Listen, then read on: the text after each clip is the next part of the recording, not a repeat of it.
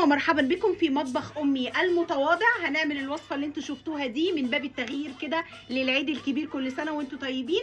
وهنعملها برضو باسدالي اللي متمرمط معايا من مصر لايطاليا ومن ايطاليا لمصر. وطول ما انا عند ماما بقى انا ما بقعدش ساكته، فتشت في الفريزر لحد ما طلعت ربع كيلو لحمه مفرومه هي مدكناه. انا بقى دلوقتي هخلي الربع كيلو ده نص كيلو. هتقولوا لي ازاي يا ولاء؟ هقول لكم هو ده المنقذ ماجي دبل المفروم اللي هيخلي ربع كيلو المفروم ده نص كيلو. هنوزن اللحمه المفرومه بتاعتنا هنلاقيها 255 جرام، يعني ربع كيلو. هنحط بقى دبل المفروم ونشوف هيضاعف لنا الكميه ولا لا.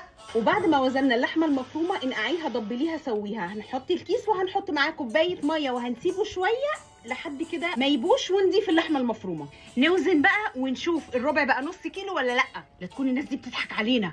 وقت اللحمه المفرومه بقت قد ايه؟ بقت نص كيلو يا جماعه. حطينا على اللحمه المفرومه البصل وحطينا كمان خضره واي توابل بقى على مزاجك حطيها. انا هحط فلفل اسود وكمان هحط شويه ملح بس.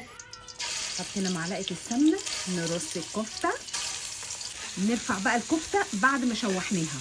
في نفس الطاسه تحطوا توم، معلقه صلصه كبيره، ننزل بعصير الطماطم، ميه البصل ما تنسوش هي بتغلي كده هننزل بالكفته بتاعتنا. فاوعوا تنسوا تحطوها في صينيه لازم يكون ليها غطا. وبما انكم بقى ستات بيوت شطار، قولوا لي بقى كده ايه اللي بتضيفوه على اللحمه عشان يطلع طعمها حلو قوي؟ يعني بتحطوا توابل كتير، ما بتحطوش توابل كتير؟ وقبل اي حاجه بقى ممكن تقولوا لي بتتابعوني منين؟ الكفته بتاعتنا خلصت وعايزه اقول لكم ان ريحتها رهيبه.